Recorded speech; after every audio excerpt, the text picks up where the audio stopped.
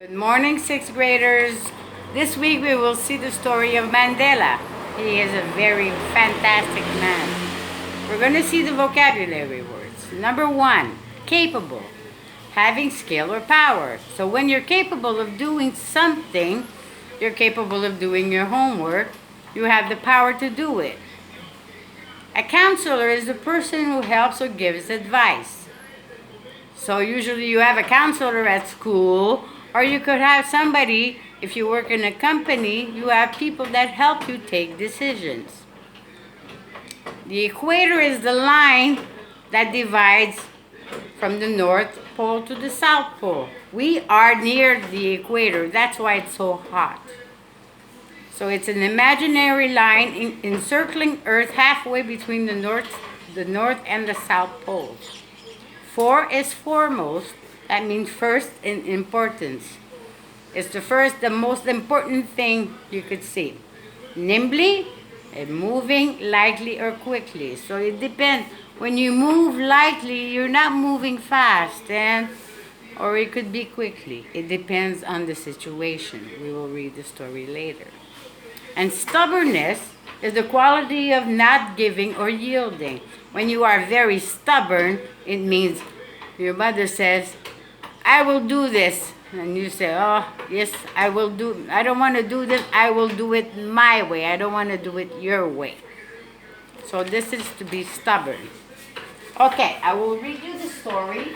And after that, I will read you the questions. The youngest prince. The small village was near the equator, and therefore the noonday sun was extremely hot. But the great heat did not keep the villagers from gathering in front of the home of their beloved chief. He and his counselor had ruled wisely for many years. Since his death, all his subjects had come to pay their respects to his family. Many of them spoke quietly about the chief's stubbornness in dealing with their enemies.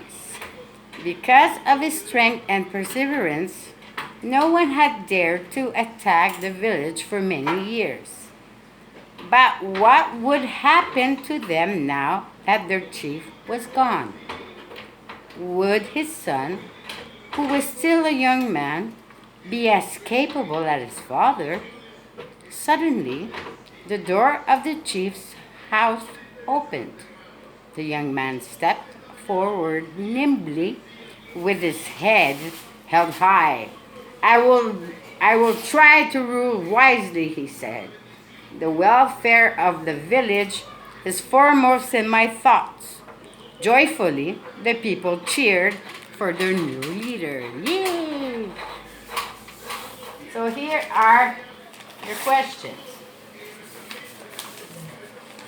Where was the village located? It was near what? It's a vocabulary word. So remember, look at the video, first of all. So always, you're too lazy to look at the video and after you have mistakes. Please, sixth graders, you have not been doing your work correctly. Some of you, not all of you, but look at the video. So remember, where was the village located? It was near what? It's a vocabulary word. Who had helped the chief to rule for many years? There's a person in the story that is helping him. Him too, it's a vocabulary word. So just look in the word. It's a person who helps. Why do you think the chief's stubbornness helped protect the village? What did he refuse to do? He refused to give what? So why do you think he is stubborn? Read it. What are two vocabulary words that describe the prince?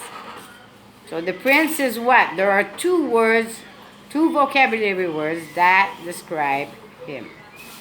And at the end, what kind of leader do you think the prince will be and why? What will he be for his people? He would be a good what? Usually, if you're a prince, you are a what? Like in any group, there's always somebody who leads the way. And he is interested in his people. So what does he want for his people? So write what you think. Okay? So please look at the video and read carefully because you read too fast. And when you read the story, when you do the reading, I know you're not reading the story every week because you're not reading correctly. And when you do the story comprehension and vocabulary, you don't do it correctly. So you're not looking at the videos and you're not reading the story. So I will tell you again, and if you don't do it, you will have it wrong. So please listen to me, okay? So we're going to see each other on Thursday for story comprehension and phonics. So have a nice day. Bye.